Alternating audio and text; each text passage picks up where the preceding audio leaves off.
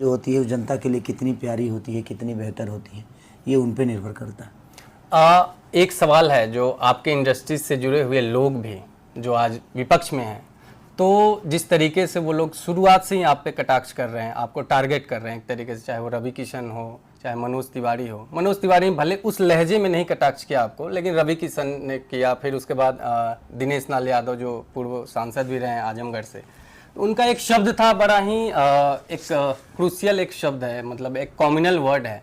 तो उस शब्द को लेकर भी एक सवाल है कि उस पर आपका अभी तक प्रतिक्रिया नहीं है।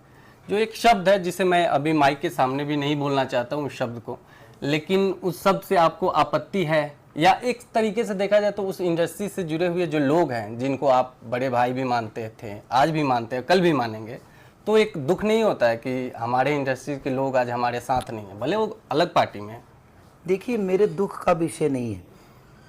मुझे लगता है कि उनके शब्द से मैं ना बड़ा हुआ हूँ और ना ही उनके शब्द से छोटा होने वाला हूँ मैं जी।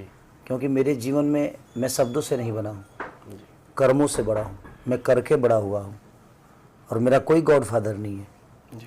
मैं अपने जीवन में जो भी पाया अपने दम पे और लोगों के आशीर्वाद और जनता के प्यार की बदौलत हुआ। तो मैं उनके शब्दों पे ज़्यादा ध्यान नहीं देता क्योंकि कोई मतलब ही नहीं है।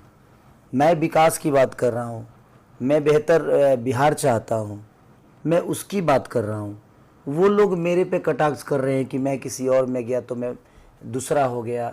आप सब बोल सकते हैं। बिल्कुल बिल्कुल, यदुमुल्ला करके उन्होंने एक शब्द का प्रयोग तो मेरे किया। कहने का मतलब कि जो भी हमारे देश के मुसलमान हैं, क्या वो हिंदुस्तान के नहीं है?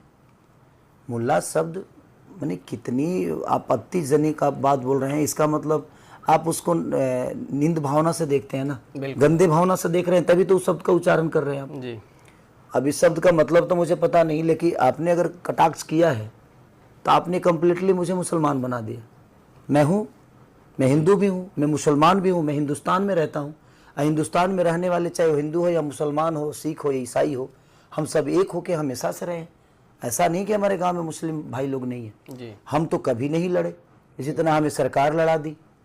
हम तो कभी झगड़ा नहीं, उनके ईद में भी जाते हैं, वो हमारे छठ में भी आते हैं, वो भी हमारे होली में आते हैं, बिल्कुल, वो भी हमारे दीपावली में आते हैं। उनके मुहर्रम में हिस्सा लेते थे, पहले गदगा भांजते थे हम लोग जी। तो बात वहाँ है ना कि धर्म के नाम पे, मंदिर मस्जिद के नाम पे जो वोट लेते हैं, लोगों को लड़ाते हैं, मुझे उनसे प्रॉब्लम है।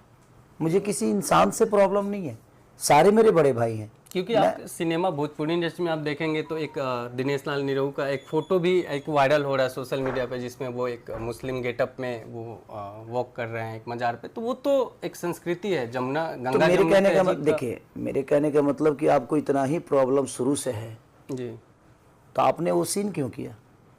आप शुरू से जो इतने आप संतवादी हैं तो आपको शुरू से इस चीज़ का ध्यान रखना चाहिए। बिल्कुल।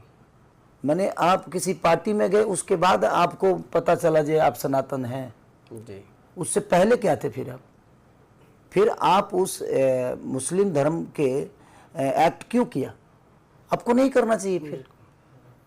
बिल्कुल। मेरे कहने का मतलब कि अचानक से आपके अंदर हिंदूवादी कहाँ से आ गया?